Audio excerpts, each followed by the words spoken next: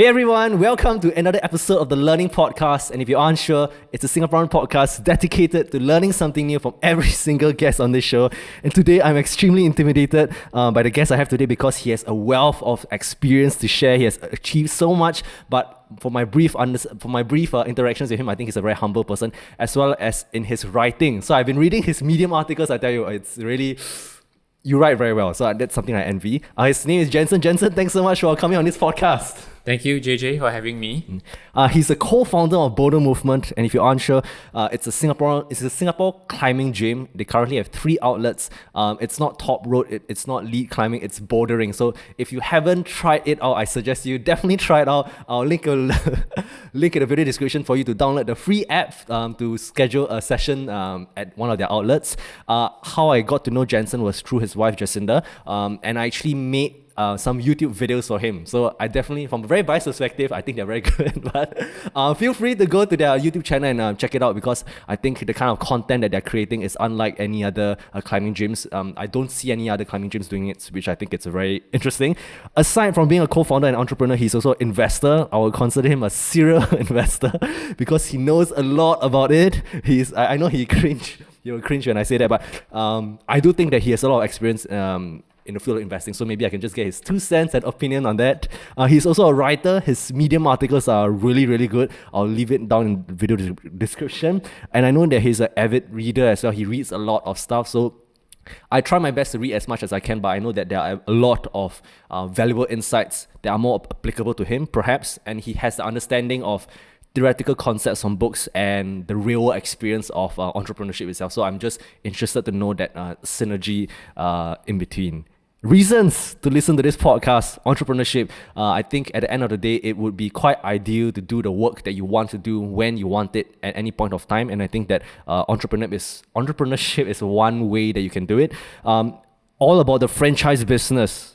Jansen, I would say, is an expert. Or at least he has definitely more experience than a common layman like me when it comes to franchise businesses, because he has owned multiple franchise businesses and he has learned a lot about it. He has also joined, or at least had, several podcasts about his businesses as well with his good friend Yong Sheng, and I'll leave that in the video description. I strongly recommend you to listen to it. 2 more reasons. He's an investor. I think he's a value investor, and he knows a lot about it. So I'll just ask some very dumb questions about it, and just general life principles. I think that given that he has read a lot, from my brief interaction with him, he has shared, let's say, lessons from Naval Ravikant, who I'm a big fan of. I've been reading his kind of materials, the kind of things he says, but implementing them, it's another ballgame together. You can theoretically know, but I know that Jansen himself has implemented the principles from all these kind of resources. So I'm just interested to know his general 2 cents. So yeah, that's pretty much it. Jansen, for those people that don't know who you are, how do you usually introduce yourself? I know I just introduced yourself, but sorry. Just an ordinary guy. No, you're too humble. Trying to try my best in this world. I hope that you've not put me up on some pedestal. No, definitely you're too humble. I mean, the world is a big place, so there are a lot of capable people out there, and it's just nice to be able to talk to them, learn from them, and try and implement it myself. So that's how I would describe myself. Going all the way back, right? I know it might be a little early, right? I just want to have a sense of what kind of kid were you in school? Were you that kind of rebellious kid, nerdy kid, or joking kid? Or were there any early entrepreneurial tendencies that you saw yourself during your early days in school? I was a very nerdy kid. Yeah, I was very well behaved. In school, I was made a prefect, and then subsequently I was made a prefect leader. So it's couldn't be further away from a goody 2 shoes. Entrepreneurship, I guess when I was younger, my parents gave me a lot of opportunities in their own ways. My dad ran a business which subsequently failed. So good lessons right there, but at that point in time I was too young to understand the implications. Then my mom has always encouraged us, enrichment activities, and there was even once when we were younger, she made us go door to door to sell konnyaku jelly. It was the fad during that time, And then it was quite the experience. I was very, very young. I was in, I think, primary school, where I went door to door to sell this snack. Some people were receptive. So then they were like, oh, wow, so starting so young and just, support you. But then there were those that were quite nasty to ask us if what we were doing was legal. And then they threatened to call the police on us. And then imagine this as a primary school kid.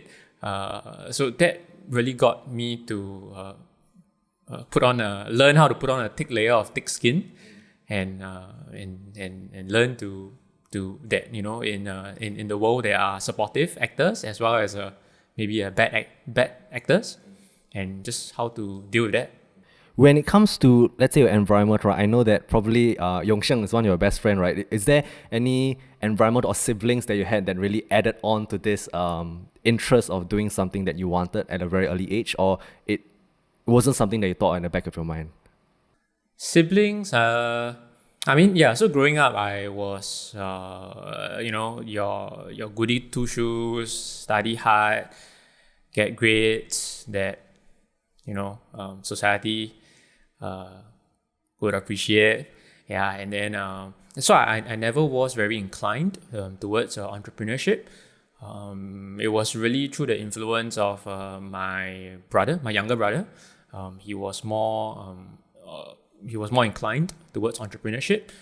In school, in uni, he did like a unconventional course, and then he was based in China for a bit. What is an unconventional course? He was in mass comm, I think. Yeah, media. Yeah. Okay, fine. Maybe it's not that unconventional. But then he did exchange in China for a bit. That was when he built his supply chains. He started online shop. Back when it wasn't as easy to do it as today, because you had to build your own website of Java programming. Yeah, and then he started out doing, I think, electronics that were priced cheaply. I think it was priced under 50 or priced under 29. It's almost like a Daiso equivalent. Daiso is always priced under $2, but for him, his online shop was priced under, I can't remember what the amount was. That was his first foray. It didn't do well. It folded. And then he subsequently went into physical fitness equipment. Yeah, and then he just rode the wave. In Singapore, you see so many fitness gyms now. Where do you think they buy their equipment from? Okay. Yeah, so he's one of the people selling the pickaxes to the gold rush of health and fitness. This trend in Singapore. Yeah, so it was more inspired by him. For me, it was more conventional. So after graduating from school, I worked for companies. I worked for a smaller firm for about a year, and the biggest firm for about 5 years. Yeah, before I finally decided to take the plunge. And even when I took the plunge, it wasn't like all in. It was more like dipping my toes in the water. Yeah, so I am as scaredy cat as they come. Okay, maybe I can just go one step back, right? In terms of two questions, right? Let's say during your JC days or even secondary school days, what did you know what you wanted to be when you grew up, or it was just riding the wave of just excelling academics? And what was your general thought process into choosing a course in university? At least back when I was like just trying to figure it out, or at least I haven't figured it out, but right now I already graduated. But what was the thought process into choosing, let's say, a university course and what it meant for you for your future? When I was in, my parents gave me a lot of latitude to choose my own course of study.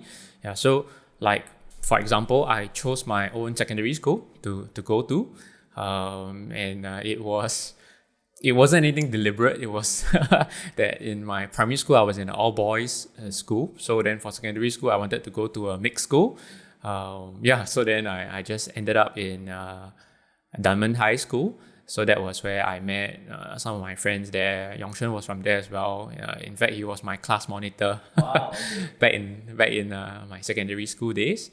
Yeah, then subsequently, I did well enough. Went to a JC. In JC, I deliberately chose to go to Temasek Junior College because I was very intrigued by the rock climbing wall. Yeah, like I would go for all of the JC open houses, and then I'll be like, wow, this one looks the most impressive to me. So I didn't choose it because of like what the L1R5 was back in the day. I chose it because of rock climbing. Were you rock climbing before JC? I was exposed to it and I was super interested in it. And having done some research, the wall back then was the best. And then the coach was also well regarded as being one of the best as well. So then I went to that JC because I wanted to do rock climbing. Yeah. So in JC, I changed from being a good student to quite a terrible student. Yeah. So then my grades weren't fantastic. I was a lot more interested in rock climbing. Yeah. So I was perpetually training hard, and I was tired in class. I would sleep in class so that I had strength to go for training afterwards. Train 2-3 times a week. Perpetually late for school, so I was hot up by the discipline master who threatened me to buck up. Wow. Yeah, if not, then he would ban me from the sport that I enjoyed. Yeah, I never. Yeah, so then it was that point in time that I also got a lot more frustrated with school because I didn't see the point. Yeah, in math, you would have to do advanced calculus. Beyond like dy dx, you had to go to the x square dy, whatever, the x square dy square. Yeah, and you got to do integrations. Physics, it got a lot more theoretical. Chemistry, theoretical as well. And what subject combination do you think? I think the only subject that I enjoyed was econs. Because macro. Right, I really enjoyed that. I took PCME, so yeah, that's what I did. Then and I really enjoyed my general paper because my tutor exposed us to topics around the world. For me right now, leisure time is watching YouTube videos to learn about the world. Travel, how the world works, geopolitics, what the biggest companies are, what their business is. Yeah, so general paper back in my JC days was a prelude to that because the tutor exposed us to topics like conflict. Yeah, I remember I was very interested in the Tutsi versus Hutu conflict in Rwanda. Yeah, there was back in the day it was a humanitarian crisis. I was reading very deeply about that topic. I didn't fit. There wasn't anything that interested me as much. Yeah, so so it wasn't a surprise that I did quite well for my general paper. I did better for my econs, but I did horribly for my other subjects that I didn't have an interest in. So I just so I wasn't a good student. Disclaimer. So when it came to going to university, is it more of the choice that you wanted to go into real estate, or real estate was it's like you choose real estate, or like it's just the courses available based on your kind of grades? Real estate was available to me based on my grades. But beyond that, I also saw that in Singapore, there were back then, there were 2 or 3 big fields that would perpetually make money. That's what Singapore is based off. So your finance sectors would be evergreen because there would always be need for transactions. Your legal sectors, your shipping would do well, and then the other one would, in my naive mind back then, would be real estate. Yeah, because Singapore is a safe haven. Our currency is well managed, and your rich tycoons from around the region, your Malaysians, your Indonesians, your Chinese, they view Singapore as a safe base. Yeah, and wherever there is currency printing to oblivion, they would always want a way to protect their assets. Yeah, in Singapore, by virtue of the fact that it's safe, not just in terms of investments, because our legal system here protects property rights, but also in terms of living here. Like generally, they can fit in. The food similar, weather pleasant enough with air conditioning. Yeah, and so it's got a lot of good things going for it. It's almost as if we are the Switzerland of Southeast Asia. Yeah, so in my naive mind back then, you couldn't go wrong with real estate.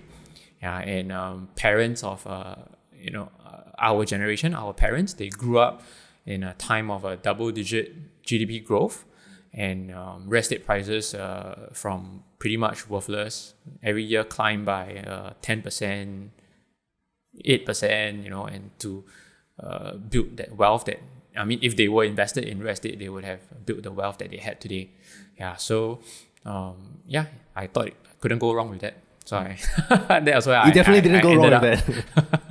So during university, right? What briefly before we started, what do you think of your university education? Just in general, what kind of university kid were you? Were you still that kind of rock climbing always, or was it a better balance of both?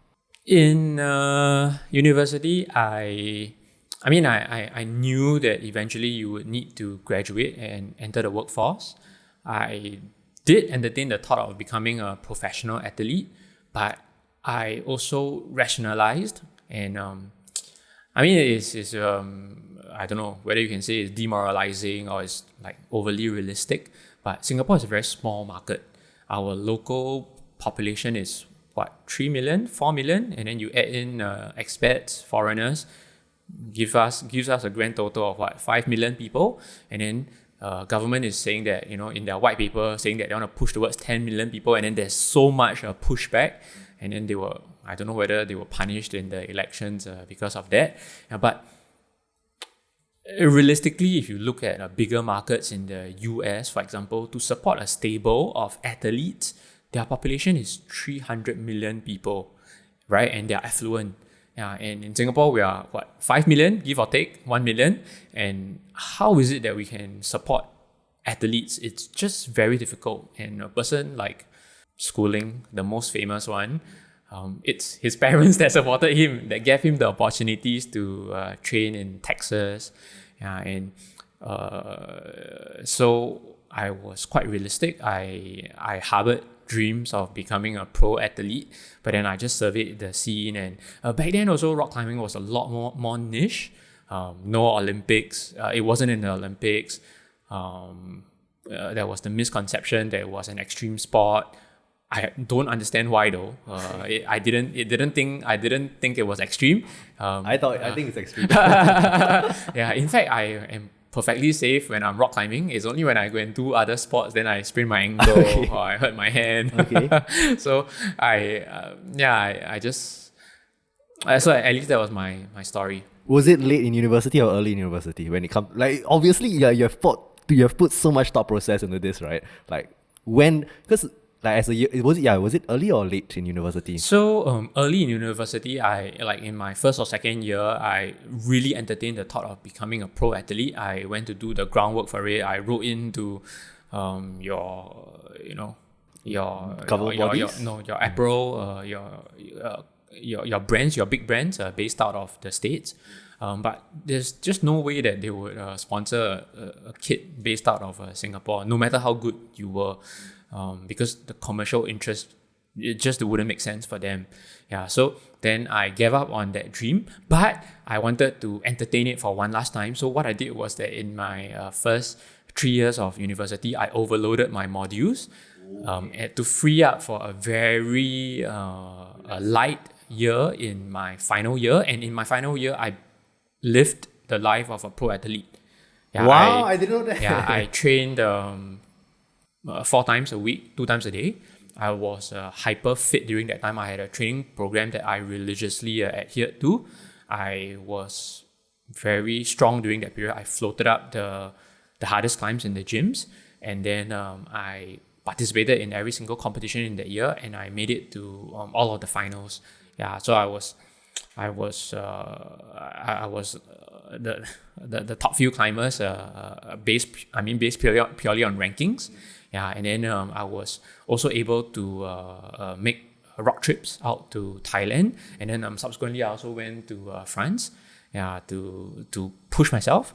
Yeah, and all this during year 4. That was during year 4. Yeah, wow. So that was like the I look back on that period with fond memories. Yeah, I felt like I was super strong, and it was a very interesting feeling because I would go for competitions, and then you would be in the limelight, you would be competing, you would be everybody would be cheering you on, and the atmosphere is just electric. And then the next day you would go back to school and lecture, and then you would be a faceless person in the crowd. Yeah, so it felt a bit like Superman, where underneath his his suit, okay. and then he'll take off his glasses, and then he'll go and save the world. It felt a little bit like that to me. That one day you'll be a superhero climber, strong climber, and then the next day you would go back to school. But having gone through the experience, I would say that I was better for it. I got it out of my system. It was my way of getting it out of my system and then it's not that I didn't live the life. I did live the life for 1 year. So, and that was good enough for me. Subsequently, when I had to start work, it was quite a depressing period. Like 3/4 way through, right, during that whole year, right? Like, yeah, were you dreading towards the end? Was there any inkling that you wanted to extend this year beyond probably a gap year? I don't know. Like, because that it was so electrifying, right? It just energizes you on a, I don't know what, visceral level, right? Like you feel so pumped, right?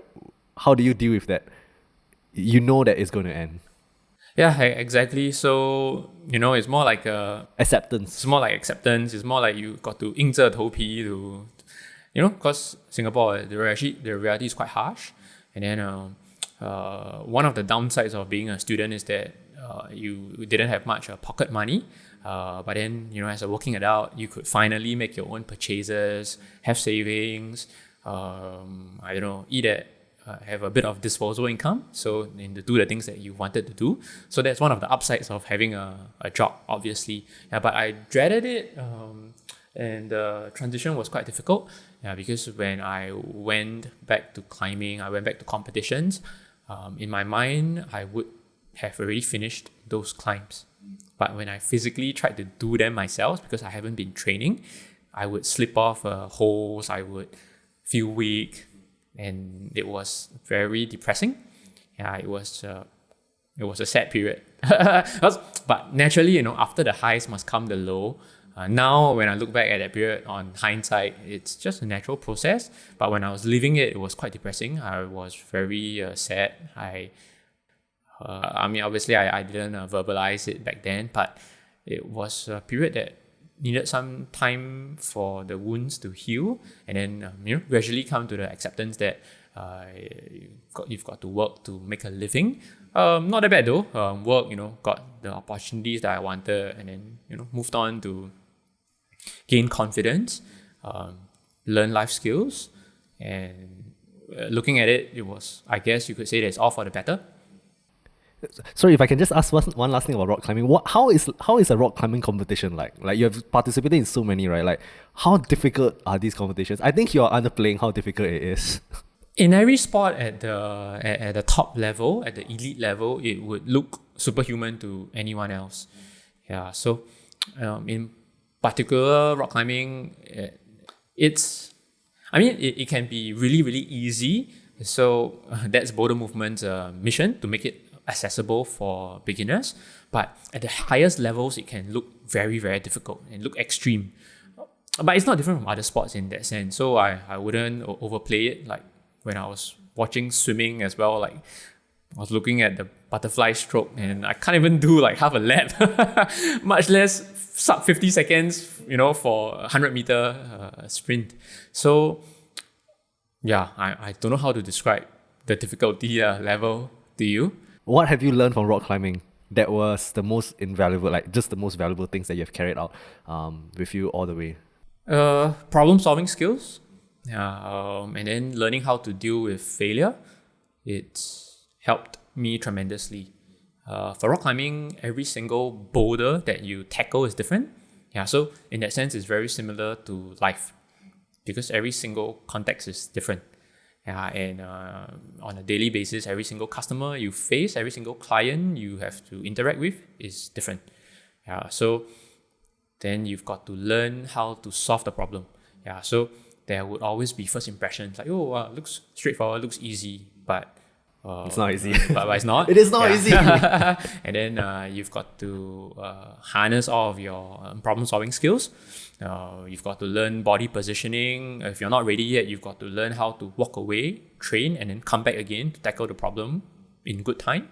Yeah, and then sometimes despite your best efforts, you still fall short and the problem feels insurmountable, impossible. Yeah, and then it takes a special kind of a grit to like, I want to do this. And I want to do this not because I get a reward, I get paid or but the task itself is reward enough.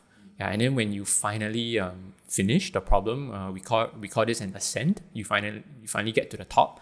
Yeah, then the sense of satisfaction, knowing that you've unlocked some understanding or mastery of your body, that you've gone through that whole rainbow of emotions, that whole feeling excited and then trying it and feeling so psyched, and then subsequently it's like feeling crashing, and then it's like this is impossible, this is beyond me for now, and then going back to the drawing board and reworking on it, and then going back and trying and then tweaking and iterating, and then finally when you finish it, it's not arrogance, it's not like wow exuberance, but rather it's relief.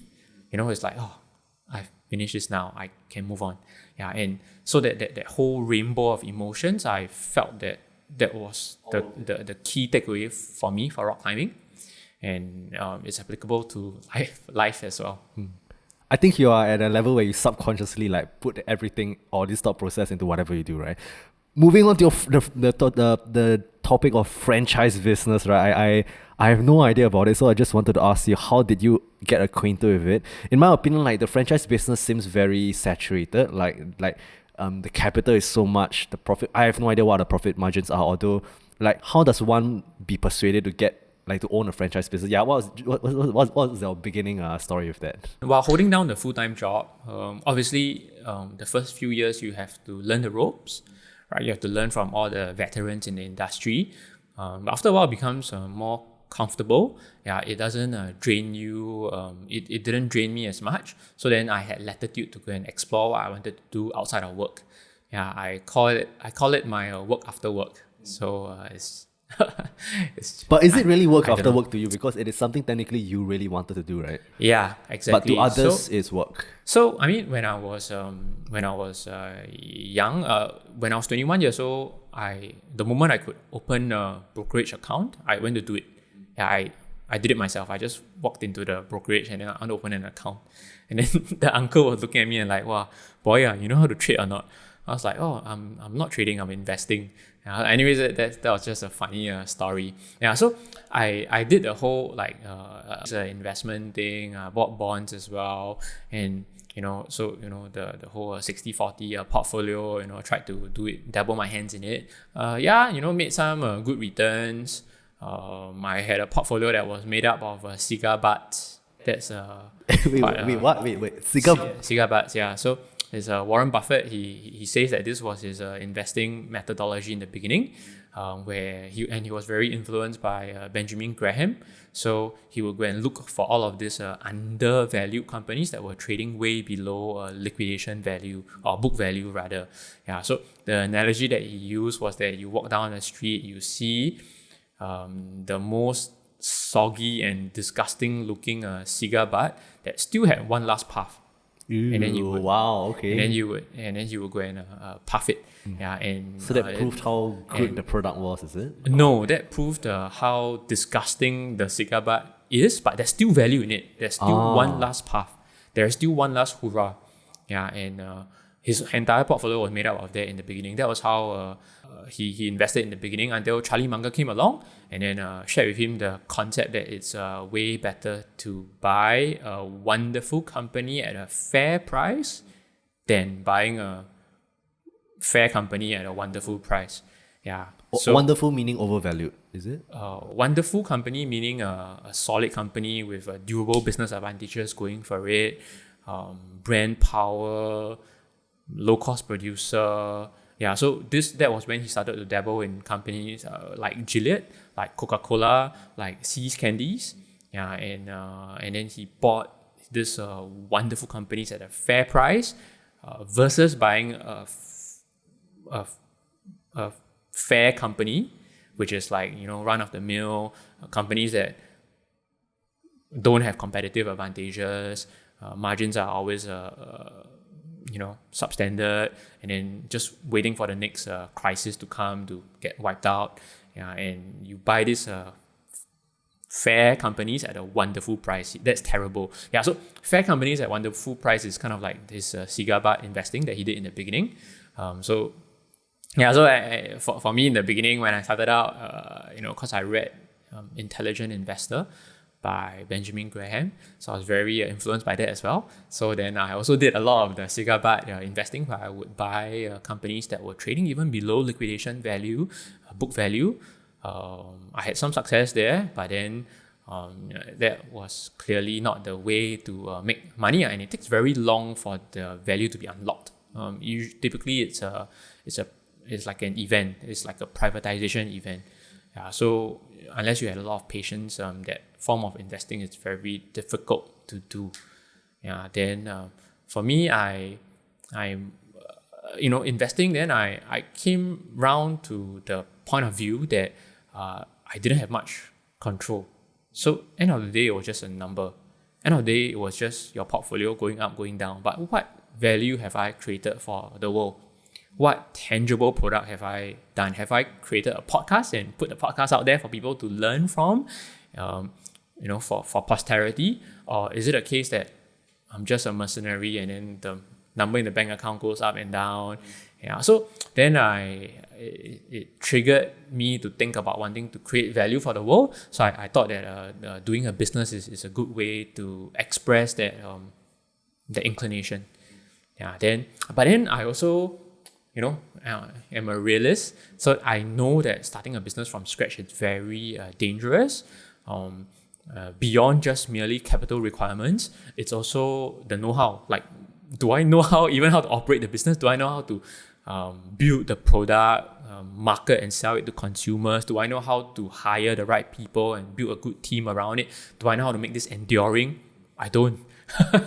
Yeah, and don't talk about capital, So, and I mean, in today's market where liquidity is sloshing around, there's so much.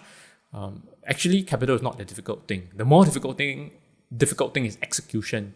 Yeah, and for me, I didn't want to jump straight into a full-on business. So I thought that franchise businesses were a good way to dip my toes. Yeah, so at that point in time, mind you, I had invested in the equity markets for quite a while. I had worked in the corporate world for close to... This was into your third year, is it? Working? 5 years. 5th year. So 5th year, then you started? Yeah. Okay. Yeah, so I was in the corporate world for about 5 years. So you invested for pretty much 5 years already? I invested for way longer. So 21. Oh wait, 21 was even before you entered university, right? Yeah. Oh, okay, got it. So that was about nine. Yeah, so so I would say I've invested for 6 years, maybe 6 years around that point in time, and then I've worked in a corporate setting for about 4 years. Yeah, before I finally thought that, hey, let me go and see where the future that I want it to be, like where the puck is, to skate to the puck. So to get there, I needed to take baby steps. And so in my mind, a franchise business was How do you reach this realization? Was it through conversation with friends? Like your third and fourth year, is there a reason why you didn't do your third and fourth year? Or was it 5th year, you suddenly, epiphany, is it? That's the word I'm not sure. Wow, that's the best. Is it a gradual process or immediate one? I would say it's gradual. It's a mix of pull and push factors. Pull factors would be having autonomy, to build your own cash flows and then that gives you the latitude to decide on what you want to do or what you don't want to do. That gives you a lot of freedom, which was what I was very interested or what I was very attracted to. Push factors would be more like at your workplace, increasingly, you feel like your hands are being tied. It's I would call it honey trap or golden handcuffs. Yeah, but 4 years in a full-time job, that's I don't know, I worked 2.5 years already. Cannot. Yeah. So, and then I felt like I've learned what I wanted to. My boss back then, he was very nice to me, and he told me that if I continued to put in the good work, that when he retired, I would likely take over his position. Yeah, so then that struck me. It was a quarter life or a midlife crisis of sorts. Yeah, because it really triggered me. Like, do I really want that? Yeah, Do you really know that? Exactly. So then it got me on this process of reflection, soul searching, speaking with my friends, family, reading from all the biographies and autobiographies of people who I really respect, and then ask myself all these questions. Nobody can answer that question for you, and at least for me, I guess, I mean, now you know lah. My answer is that no lah. My answer is that no, it didn't attract me. It would have been a big MNC, high position, good benefits, but it felt like golden handcuffs. It felt like, the more you are trapped in it, and the more you don't want to leave, and then by the time you're in your 40s, 50s, it's way too late, and then so at least for me, it would be different for different people, and for the people that continue to stay and to do well and to grind and I salute them for it. It's just not cut out for me. Yeah, I just can't do it. I'm just not capable enough to do that. That's my realization. Yeah, so I decided to take baby steps towards where I wanted to go. So like the future that I see is one that positive cash flow for the various businesses, like a legacy that I can feel proud about, tangible product for society that can shape society for the better, and then latitude to do whatever is it that I want to do. So for example, if I wanted to learn guitar from you, for example, or piano from you, then I can straight up and, hey, JJ, I want to do that like now. I don't have to, I can't because I've got work, because I'm busy, and so that is the freedom to do what you want when you want. I think that's also isn't that what everyone wants? Exactly. And then also freedom to say, maybe invest in a business that I feel very strongly about. So it's like maybe a friend would want to start something, and then I have the bandwidth to help that person. I have the both in terms of capital and being a boots on the ground with that person. So that was what attracted me, so to build those steps. What was the expectations and reality of owning one? Because I know that you also shared that like your hands maybe trembled when you signed the check for 50K, your first check, is it? But what were the expectations and reality? And actually, do you mind sharing what franchise businesses do you own? Right. So my franchise business, right? So I did the franchise business when I was in my 4th or 5th year of work. The first one was this health and fitness business called Anytime Fitness. Yeah, so mind you, I'm not the franchisor, unlike some of the other guests that have come on your show before. I am merely the franchisee. So I just own the rights to one outlet. Yes. Nothing beyond that. Yeah, so I have to pay for the upfront franchise fee. You have to pay for monthly royalties. You have to pay to build out the place up to the specifications that is acceptable for them according to their brand guide. But in exchange, what you get in return is the cash flows to the business. Yeah, so in anything in excess of your costs, it's a cash flow that you can get. So you can add in classes, personal coaching, retail, so these are all your other revenue streams, but the core business will be memberships. Yeah, so how well you build and also manage the gym, so then you attract members to sign on, and then how well you maintain it so that they continue to stay on with you, and then they pay their subscription fees. Yeah, so that was the first franchise business that I did in 2015. Subsequently, in 2016, I got bitten by the bug again, and it's like, hey, let's try something else. And then so we decided to do something a little different. Yeah, so I was at the franchise fair. They hold it every year, I think, at Marina Bay Sands. So go to a franchise fair, and then you would see like 50, 80 businesses that you would evaluate. And then we came down to a list of 3 or 4 businesses that we seriously explored and cross sorts over in terms of like the ideas. Like, hey, one of my partners would say yes, go for it, and the other one would say no, because so this process is really important so that you don't get blindsided. Yeah, and so we finally decided on this food and beverage business called Green Dot. Yeah, it's like when we first started out, it wasn't as well known, but I think today they've got 10 going on. I don't know how many outlets across Singapore. They are quite well regarded now. They sell Chinese vegetarian cuisine, but done in a way that is very tasteful. Yeah, so none of all the undesirables traditionally associated with it, like oily food, like everything is fried, all of your mock meats, for example. Yeah, so it's like mock chicken, mock duck. Like, why do you need to make it mock? Like, just make it tasty, Yeah, and so that was that business. In one of your Medium articles, right, you said that there are inherent limitations to the franchise business model, and you said that what those limitations are is a tale for another time. What are these limitations?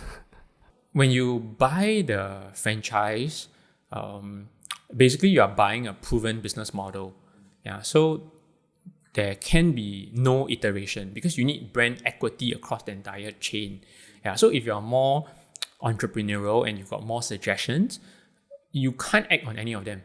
Yeah, even if, like, say the demographics is a little bit different for your micro location, and you want to introduce like a different item, you want to do a different pricing, you want to do a different promotion, you cannot do any of that. Yeah, you are just there to follow, to administer what the franchisor has set up.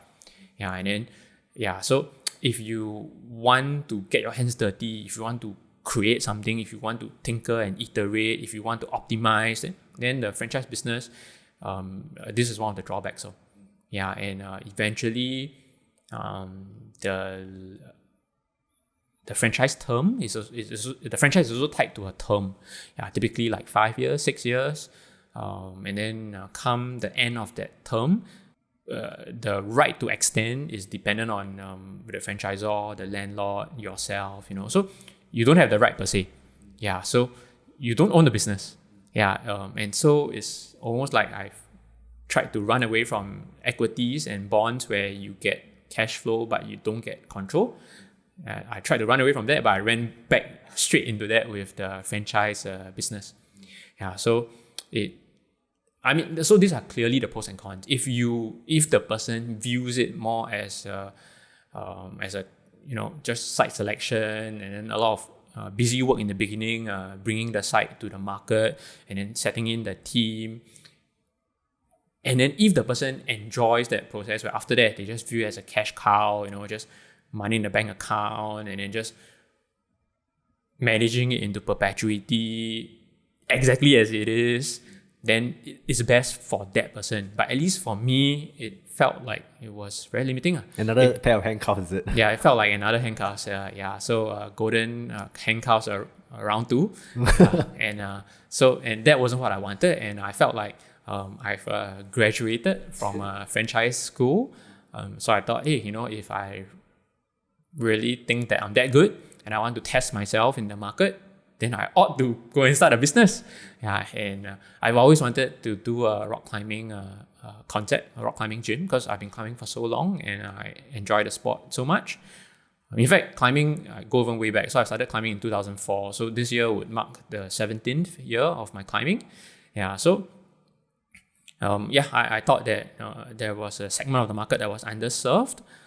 So I thought, hey, that is as my equities portfolio is getting more steady, and then there's also cash flow from the franchise business, and also the franchise business was also winding down with the expiry of the leases.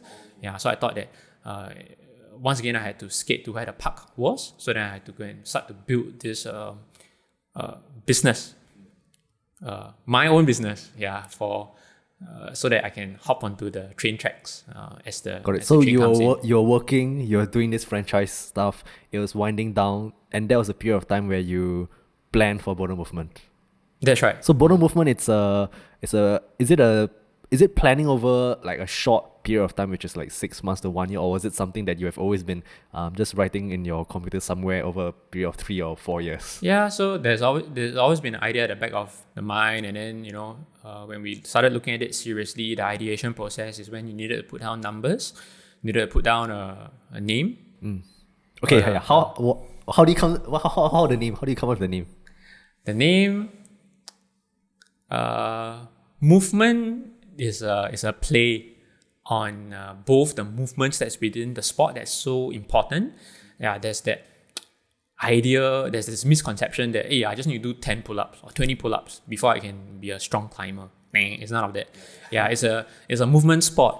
It's a sport where it's not unlike surfing or skateboarding. You've got to learn how to ride the waves, right? Or ride a board. Yeah, so it's for the movement is very important. So I wanted to play on that word. And then the other play on it was I wanted to create a movement. I wanted to create like a revolution. Oh, tons. Yeah, because I wanted to create something that I thought was better, very comfortable in accessible locations that are near transport nodes.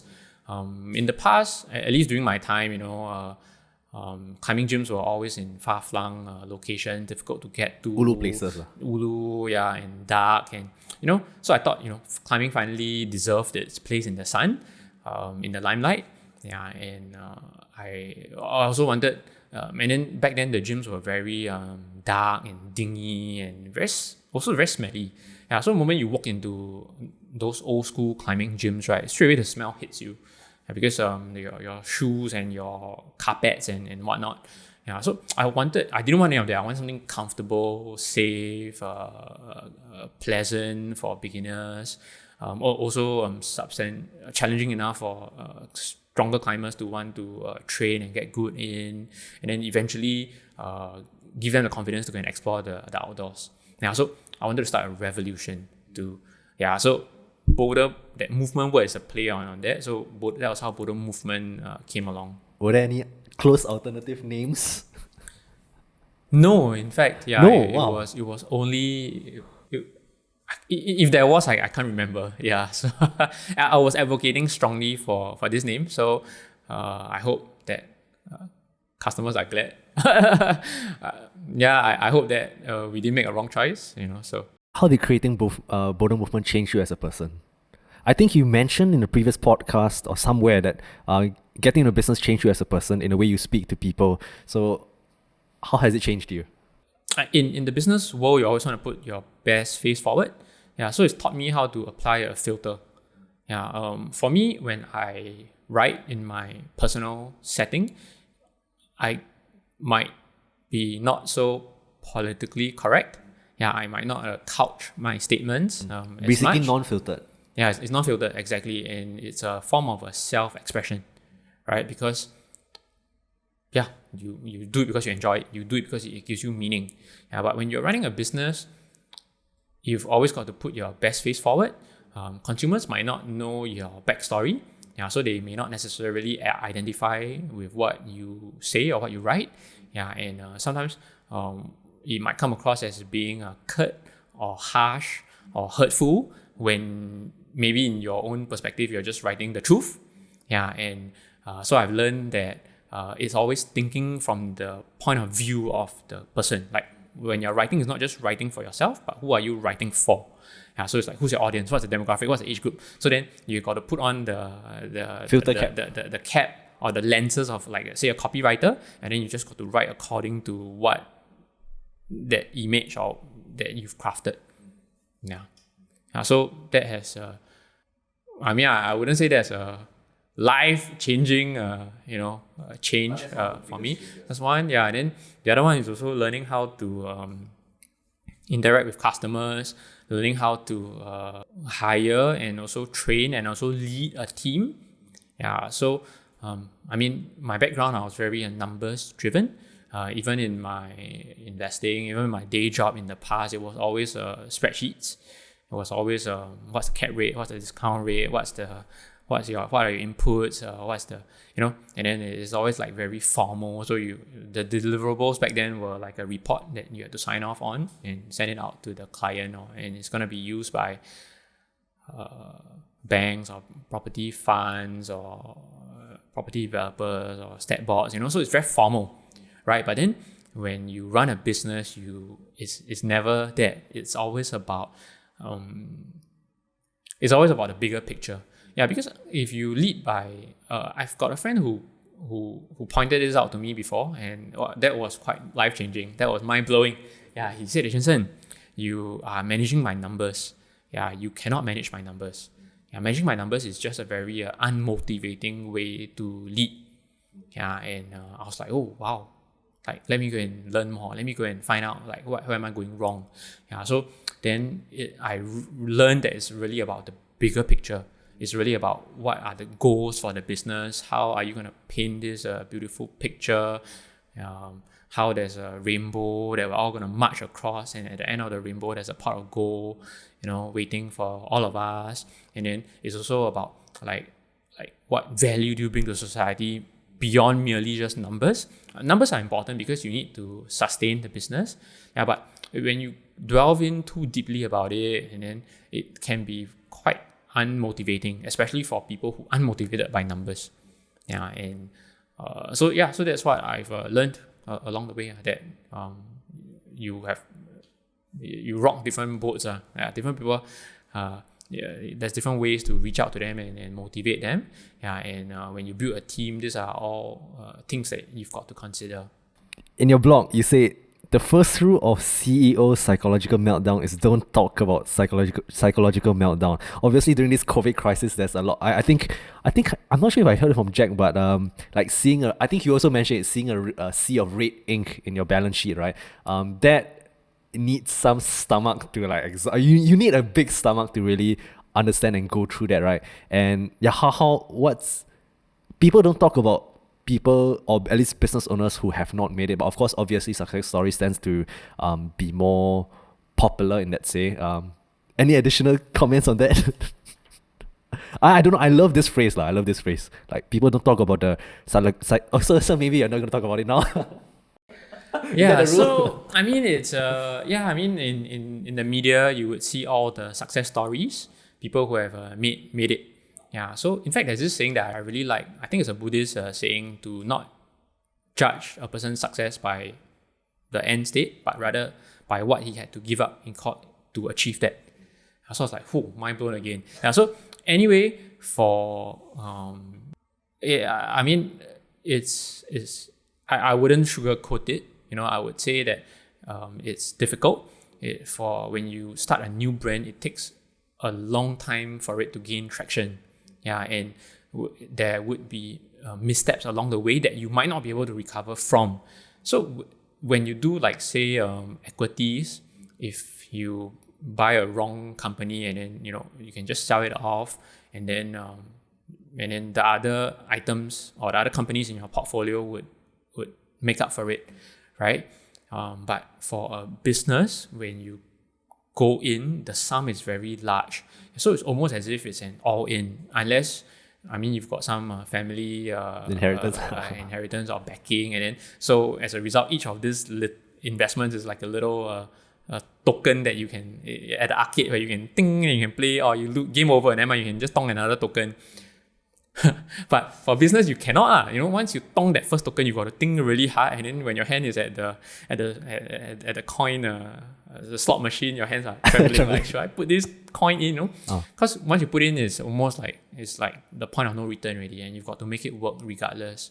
Yeah, and so it was difficult. Get traction along the way. Learn many valuable lessons. A lot of missteps. Yeah, so. Which is a story for another time. But suffice to say that it took a really long time, and then it only started looking better recently. Yeah, and I mean, it was difficult period, and as the leader of the company, you cannot show any of this weakness. Yeah, because people are looking to you to lead, It's like war, right? And then you want to follow your sergeant or your officer, and then if this person is always waffling and second guessing and like always worrying, you're like, what the hell? But to charge into battle, you follow the guy who's shouting the loudest and who's the most confident and leading you to victory, right? Yeah. So for me, I always thought that you had to be authentic. Yeah. So my authentic self is I'm a warrior. Yeah. So I'll be like, hey, the numbers are not fantastic, and then these are the issues that we're dealing with, and then it's just very gloomy, right? Because it's very realistic, right? But on the other hand, you cannot show that to your customers. You cannot show that to your staff. Yeah. Because then why would they want to support your business, right? Why would they want to continue working with the company? Hey, wow, my own job is at risk. Like maybe my boss wants to retrench me. Maybe my boss wants to cut my wages. Yeah, and if there's no buy-in from, if there's no loyalty or buy-in from them, then and it's very natural that they will care about their own self-interest first. Yeah, so I've learned that once again, there has to be a filter. Yeah, there has to be this is my CEO phase, and then fine, when I go back home to my spouse, my wife, or like maybe my shareholders, like, okay, fine, this is my I'm a fellow shareholder. This is the face that I show to you, and then I'm talking to a customer now. This is the face that I show to you. I'm talking as a boss now. This is another face that I've got to keep on changing. Yeah, that's one of the things that I've learned to. I don't know then, if you receive criticism that you are multi-faced or you're... But what's the alternative lah? What's the alternative? Exactly. So if anybody has a good solution, please let me know. Please leave your comments in the in the chat below. And I don't have an answer to that. Speaking of criticism, right?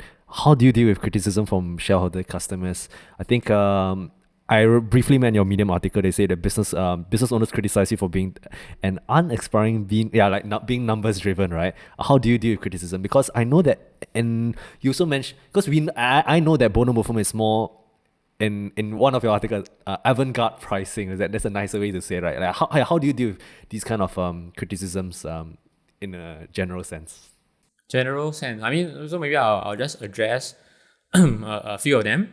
For business owners, business owners, okay, maybe shareholders, right? So if shareholders or like fellow business owners that I respect, when they criticize me or they give me some feedback, I always start off from the point where wondering whether there's a kernel of truth in what they're saying, and then these people, like, they're my friends, so they want the best for me. So then I could do some self-reflection. And I'll be like, oh yeah, what they say is true. So I need to go and improve myself if I want to get better. If I take it personally and I get upset with them, then I'm not gonna improve as a person. Yeah. So so that's always my starting point. Yeah. Obviously you've got to learn how to filter again, because some people, they're just throwing you curveballs. Some people, they don't have a stick. Some people, they are not in the trenches with you. So then their criticism there's no context. Yeah, so it might not be as useful as the people who know very intimately what is it that you're doing. So I've always tried to learn from the best. Yeah, so that's my starting point. Yeah, criticism from customers, I always take it as encouragement. Yeah, I'm not sure if you know. I watched this manga. I watched this anime, Naruto. I'm not sure if you watch it as well, but there's this character, Rock Lee.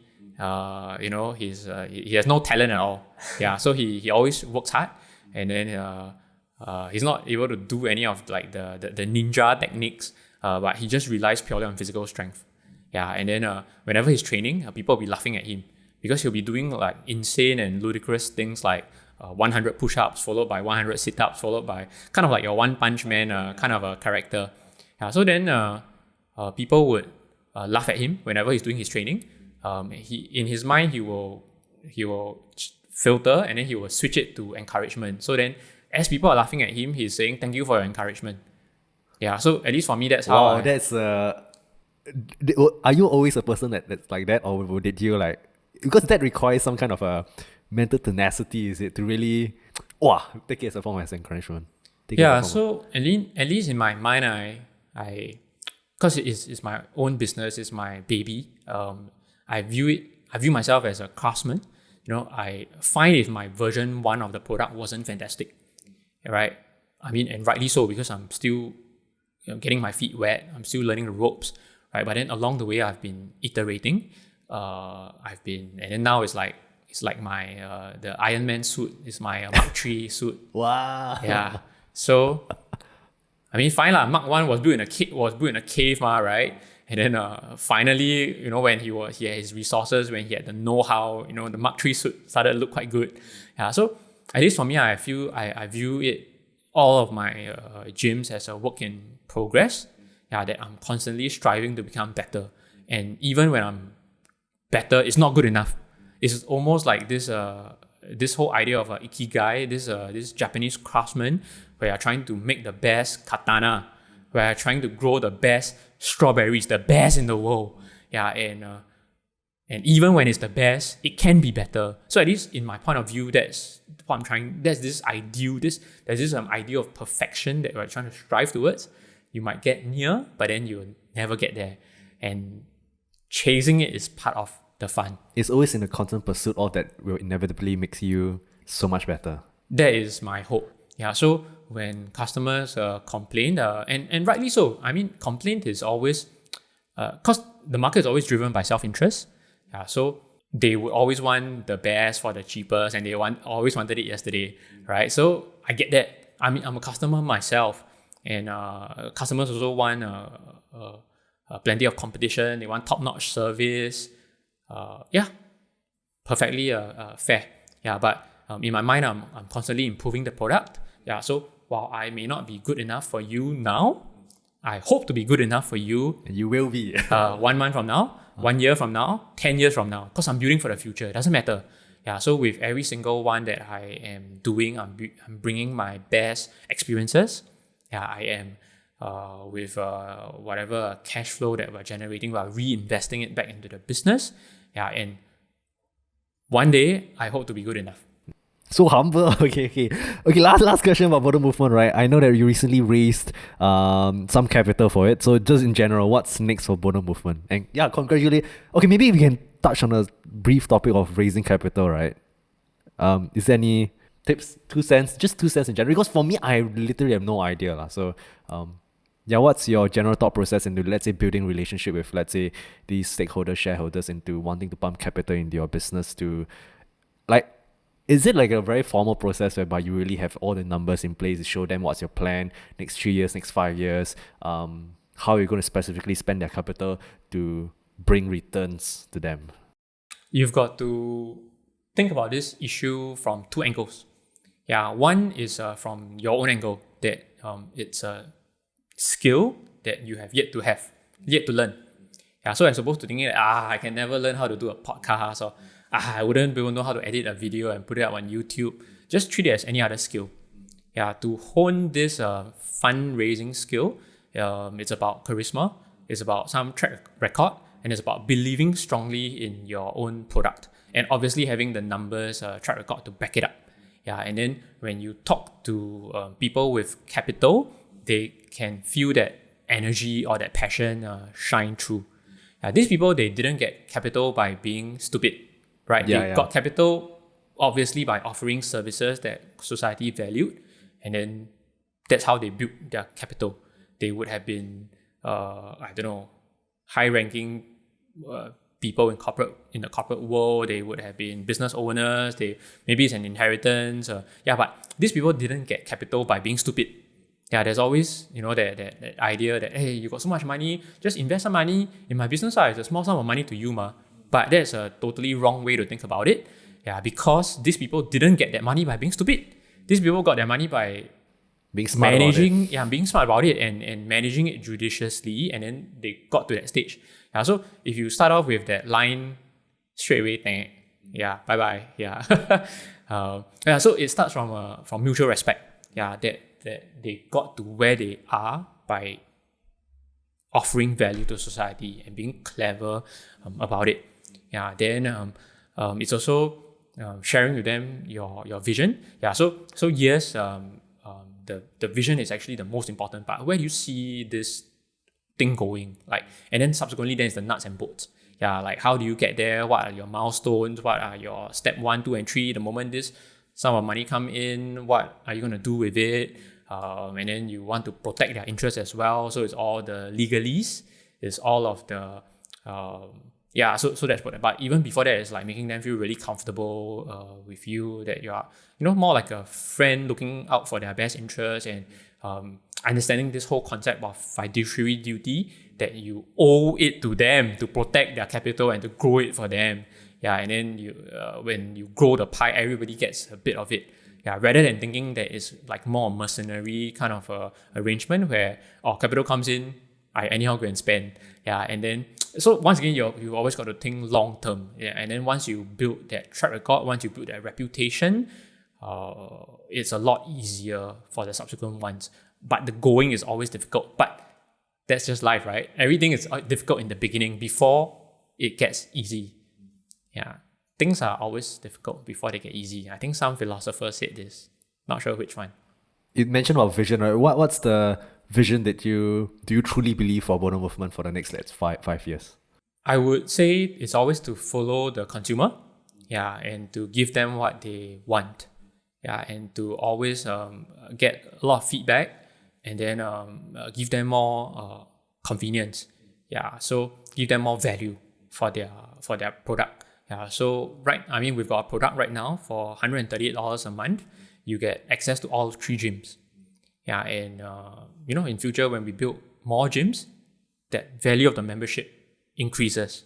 And not just that, we also bring convenience to them. Yeah, so as opposed to having to travel a certain amount of distance or time to get to one of the existing Boulder Movement gyms now, the hope is that we'll be close, with more locations, we'll be close to where people work or live. Yeah, and then we give them that convenience. Yeah, and also constantly iterating on the core climbing product itself. Yeah, so the angles of the walls, the handholds that we purchase, the route setting that is very intentional. It's always improving on those products. Yeah, and give them a place for them to play. Give them like an oasis, to escape from the drudgery of each day. So at least for me, that's where I see the gym. There's, for business-wise, there's always whether you want to do like a vertical expansion, vertical integration, or whether you do a horizontal integration. But anyway, I don't think this will be interesting to your audience. No. Yeah. So which direction are you more, what was preferred for you? Like vertical or horizontal? Or where do you see it going? I mean, naturally, for every business, you want to get some scale. Yeah, so scale would be broadening the offering. So yeah, more locations is a possibility. Talking with landlords now, and then hoping that they see value in this concept, that you can bring recurring traffic to their malls, and they will welcome a Boulder Movement in their malls. That's the hope. So that's broadening the offering, and then deepening the offering is another one. Yeah, so offering more services. Could well be the case that we do the retail business. Could well be the case that we do classes or personal coaching to deepen it even further, offering like, I don't know, courses for route setting if people want that. So there are, and then I'm not sure if there's a possibility of doing a regional business as well. But I mean, I would be very wary. I would be very hesitant about that, because it's always very difficult to manage across geographical boundaries, different timelines, languages, tax codes, cultures. So it's always very difficult. I would be wary of that. But I'm not ruling out that possibility. It depends on the strength of the management team, and how much energy we have, and then whether the business is ready for it or not. But I would not want to make premature moves that would end up damaging the business rather than building it. At least that's my perspective. You're not thinking of, let's say, opening Boulder Movement as more of like a thing where people can like own as a franchisee? Nothing related with that, right? That's not in your interest as well, right? In the next coming weeks, I have this founder. I'm not sure if you're familiar with Gym Pod. It's a gym in like a container-ish. So okay, yeah, but their business model is really fully going into the franchise business, lah. But it's like I'm not sure. Yeah, did they come across your mind something that you're considering, or it's not usually an option given the limitations of the franchise business model? Is it? I mean, we haven't seriously Entertain the thought. explored or entertained it. Once again, I'm not ruling out the possibility, but I can share with you some of the downsides. Downsides is quality control. Yeah, it's always a big issue. Yeah, so if the franchisee operator on the ground is motivated and on the ball, and then it's fantastic, because he or she would constantly go for all your franchisee meetings to get updated with the latest standards, know exactly what's happening, manage the business very well, doesn't give the franchisor any headaches. Yeah, but as it is with everything in life, there's always bad actors. Yeah, so it depends on your franchisee selection. Yeah, so bad actors can sully or even ruin your brand. Yeah, and this is something that once again, it depends on the strength of the management team. Whether you've got like a good team in place, like a franchise team where the quality control is very high, the franchisee support back and forth is very robust. Yeah, and then this franchisee is also very passionate about the brand and wants to build it alongside you as a partner. Yeah, so then that one would make a lot more sense. Yeah, and it's also the question of like when you raise capital, like do you want to raise like a little bit from a lot of people and then you have to headache over the management of it, or do you want to just raise like one big amount from one person, and then so it makes it a lot easier to manage and you get a lot more latitude as well. It's almost like banking, right? Private banking. Do you want to have 10 private clients with $1 million AUM each, or do you want to have just one client with a $10 million AUM? Which is easier to manage? Yeah, for 10, if you've got 10 clients, you might say that it's more robust. Even if I lose one client, I still got 9 others. Yeah, but if it's only one client, you've got so much. Put in all your effort into making sure that relationship is good. Yeah, and you've got so much skill that you can get from that, and then it's so much easier to manage, and then you earn as much, maybe even more than the 10. So it really depends on how you want to play that game. At least for me, I'm cognizant of the drawbacks of a franchise business. I mean, we're not seriously exploring it at this point, but I'm not ruling it out. So if any of your viewers are interested, please hit me up. We can have a conversation. See where that takes us. All right, thanks so much for sharing a lot about Boulder Movement. Right, I think in the interest of time, let me move on to. I know that you're a serial investor. What's your 2 cents on the markets right now? In general, I know it's very general. Right. I'm not a good person to talk about this actually. I mean, disclaimer: I'm not an expert. Yes. I just dabble in it.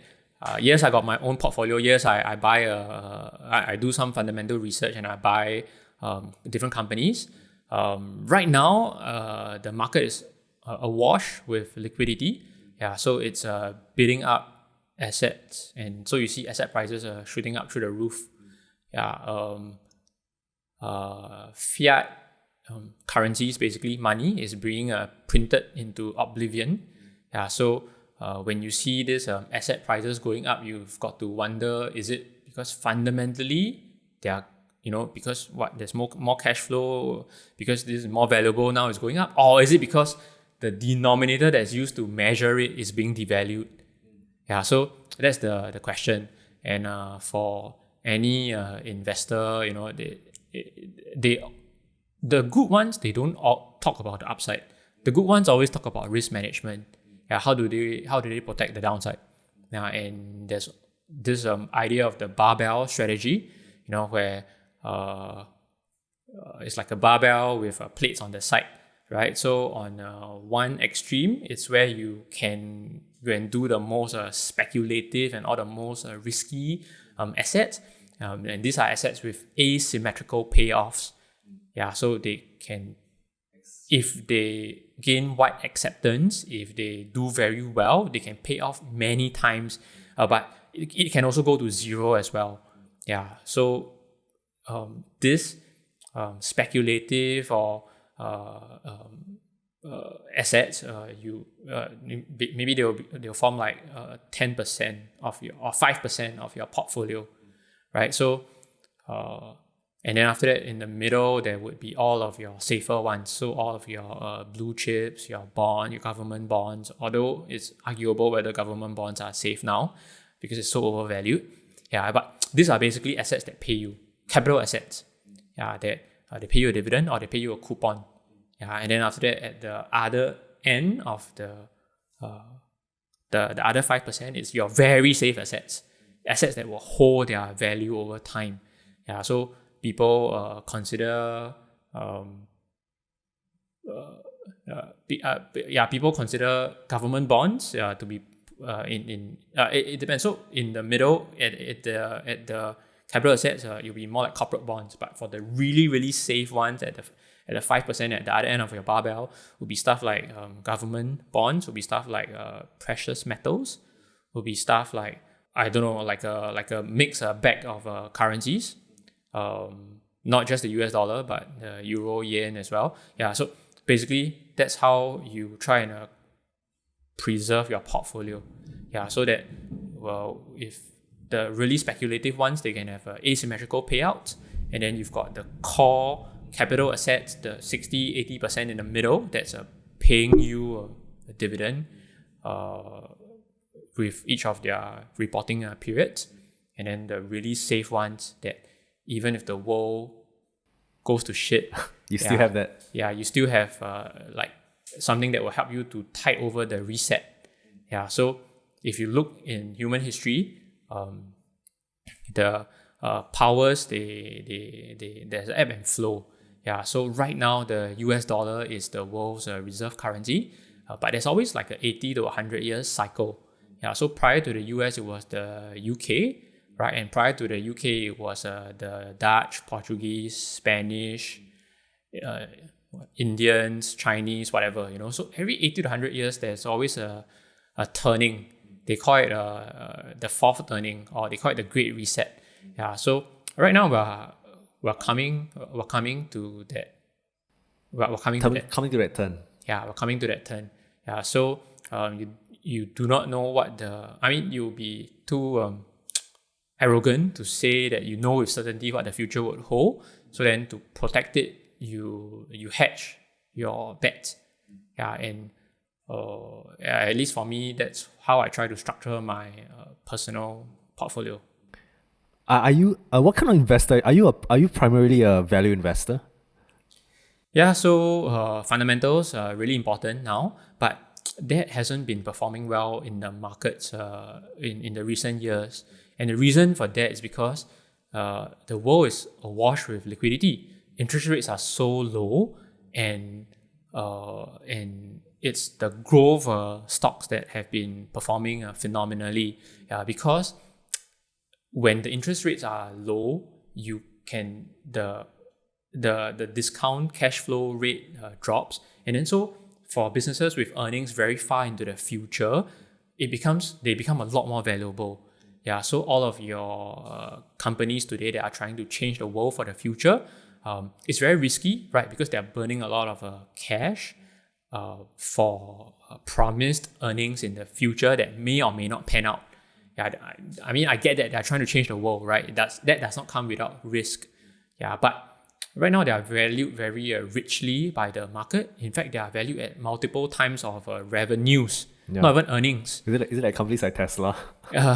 Yeah, so recently there was this Michael Burry versus Katie Wood, which was highly recommend that you can check that out. So Michael Burry is the guy who predicted the mortgage crisis in 2007. He famously shorted the market back then. He made billions of it. Wow. Yeah, he's seen as this seer. He's seen as this contrarian. Yeah, and so his calls have been eerily correct. But of course, he's got his fair share of detractors. Katie Wood is the manager of ARC. Yeah, so she's got like many teams, many different funds. She's a big investor in Tesla. Yeah, so she's all about the future. She's all about how people are undervaluing all these companies that are going to become the template for the future. Yeah, so this would be your cryptocurrencies. This would be your Tesla, which is changing transport. Your SpaceX going to space, going to Mars. This would be your gene editing companies. Yeah, so these are companies of the future. Yeah, so in her perspective, it's not about like fuddy-duddy investing where you talk about cash flows now, you talk about like what your balance sheet is, but rather it's about like what the narrative is. Yeah, and now capital is so cheap. Use that capital. Yeah, and it's the best time for these companies now to go and hop on this trend. Yeah, but a person like Michael Burry is saying that this is unsustainable, the trend will reverse, and a lot of people get hurt, not unlike the dot-com bust in 2000s. Yeah, so anyway, this is not what I'm saying, this is what they are saying. So between these two camps of people, right, which are you more of a, not say fan of, but which thought of, which narrative are you following more, are you more comfortable to follow with? If that makes sense. I mean, these are all... it really depends on personal preference and what kind of risk you're willing to take. But what's your 2 cents? Yeah, I mean, these are all titans in their own right. We are all participants. Yeah, just participants. I have no right to critique or to comment on what they're saying. I'm just trying to learn from them as much as possible. For me, personally, if you talk about growth for the future, cryptocurrencies are, I feel like a asymmetrical bet that could pay off. Yeah, it's the world that we're living in now is Web 2.0. Cryptocurrencies is like Web 3.0. Yeah, and if you look at, say, Bitcoin, for example, commentators have said that it's like digital gold, whereas a gold is like, physical gold is like analog gold, right? So in Singapore, we are very lucky because our government manages our reserves judiciously, and we're seen as a safe haven where funds from around the region flows in and park, and like the tycoons park their assets here, right? So we've never had to go through periods of hyperinflation. We've never had to go through periods of coup d'etats, where the military takes over. Yeah, so we are very lucky for that. So for Singaporeans, we've been quite well taken care of. Yeah, but for me, I know that it's not something that we should take for granted. So you've got to diversify across asset classes, in which case precious metals are an important, and historically for 5,000 years, even as recently as 1980s, there was like silver content in coins. It was used as a medium of transfer. Yeah, so that's an important way to protect your wealth alongside all of the other assets that I've spoke about. Yeah, so when you look at cryptocurrencies, basically Bitcoin is like digital gold. Yeah, and then if you look further down the line, there would be stuff like Ethereum, which is the level 1 networks that they are building off. Very intelligent. They've got smart contracts that you can use to set in parameters, and you can just conclude the transaction according to what parameters you set in across the world instantly. Yeah, transaction fees are high, but as they get more network effects, more miners hop on board, more people transact in the currency, transaction fees will come low, not dissimilar to how Visa and MasterCard was like when they started out. Yeah, and the use cases for it is exploding. Yeah, so your DeFi, decentralized finance, your non-fungible tokens, your decentralized autonomous organizations, the use cases for cryptocurrencies is just exploding. And the transactions, the amount of users, amount of transactions, it's on a parabolic exponential scale. It's like 1,000, 2,000, 3,000% increase in usage quarter on quarter. So it's almost like the early days of the internet. It's almost like your Amazon. It's almost like your Microsoft when they were small. Yeah. So so on one hand, like I see the growth, but So I share a bit of Katie Wood's views. Yeah, but on the other hand, I also realize that the market right now is very peakish. Sentiment is overbought. If you look at technical indicators, right, and then everybody is getting rich in a hurry, and then the wealth is getting to people's heads. Yeah, so and the world is indebted, and governments are trying to solve the problem of debt with more debt, which is honestly quite ludicrous. Yeah, they only can get away with that because they are the reserve currency of the world. But if and when they lose that, then the all hell turning breaks loose. yeah the turning would happen, the reset would happen. Yeah, so you got to make sure that in a unlikely, or I don't even know if you can say it's likely because it's an eventuality. If you look at human history, it's happened time and time again. Yeah, that a reset would happen.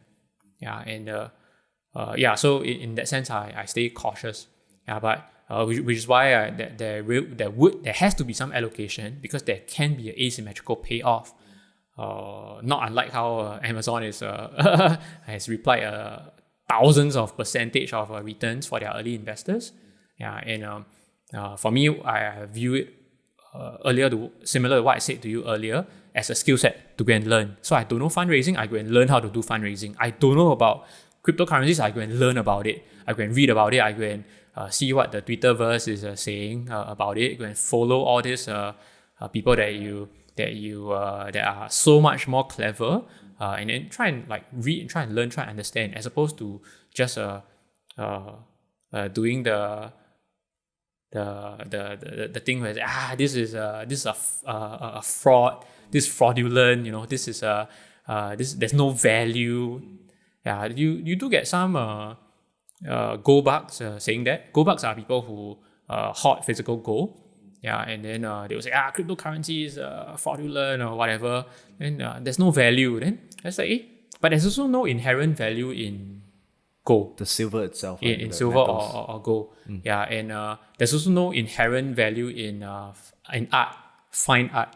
There's no inherent, but if you say like in commodities, like say corn or oil, fine, or iron ore, fine, there's some inherent value in them because you can use them to make stuff. But what about things that has no inherent value? So so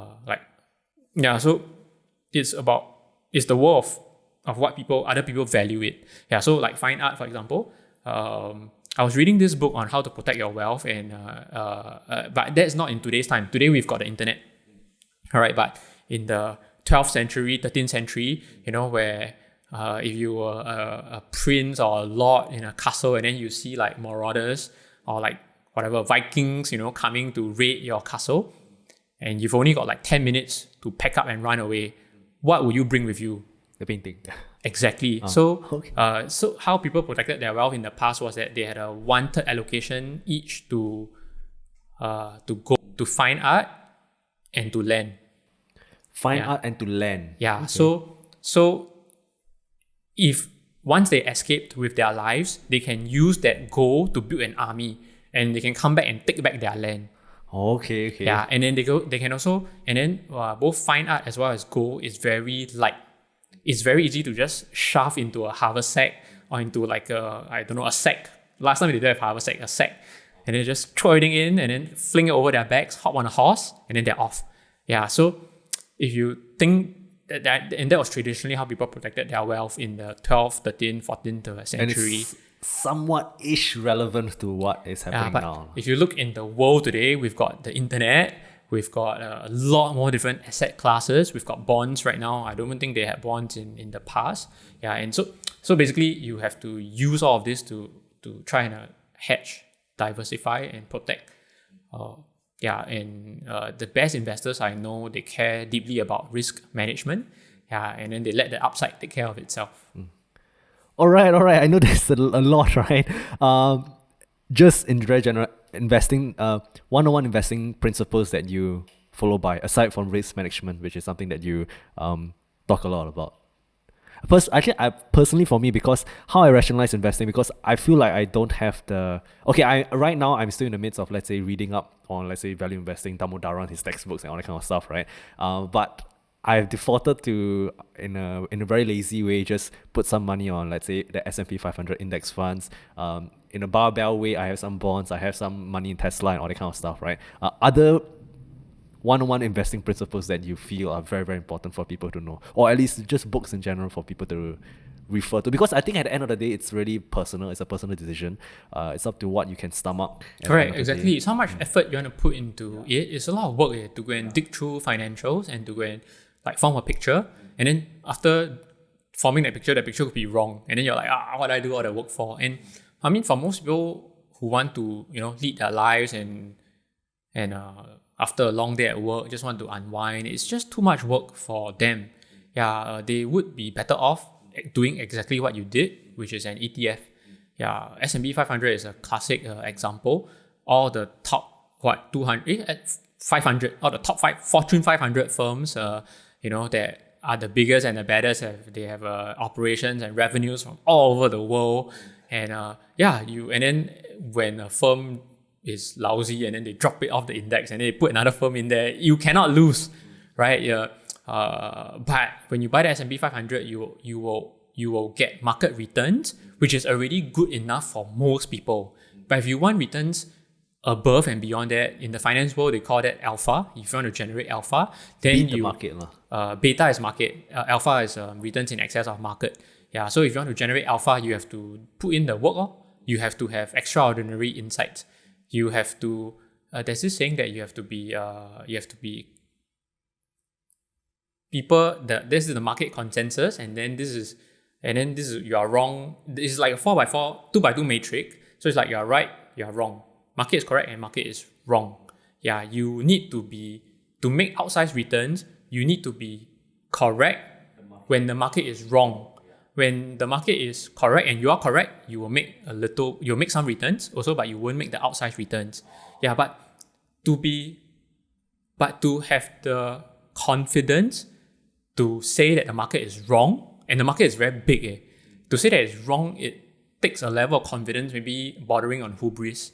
This is worth billions and billions of dollars. So classic examples would be a person like Michael Burry example. Okay, the last section of the podcast, some very short fire questions. What is the lie you tell yourself most often? I don't have a lie. If you could tell your younger self any one thing, what would it be? Believe in yourself. Work hard. Should people pursue their passions?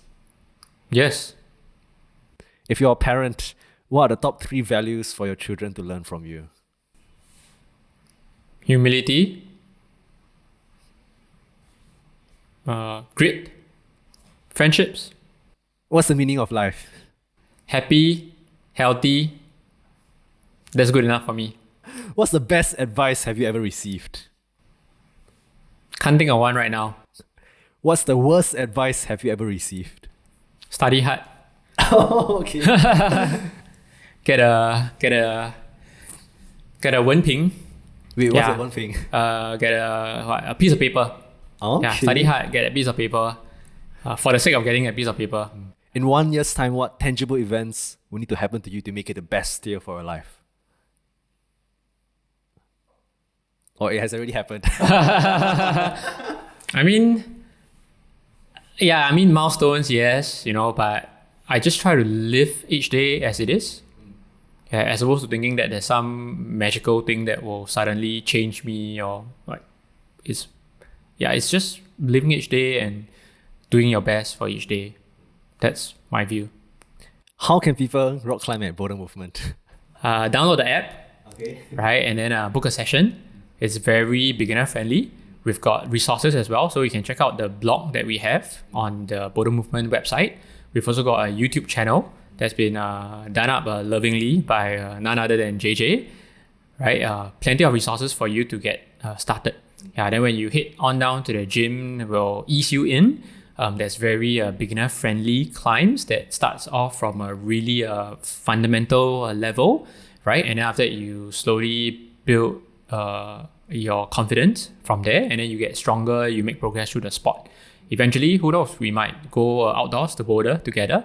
You might even do competitions, whichever tickles your fancy.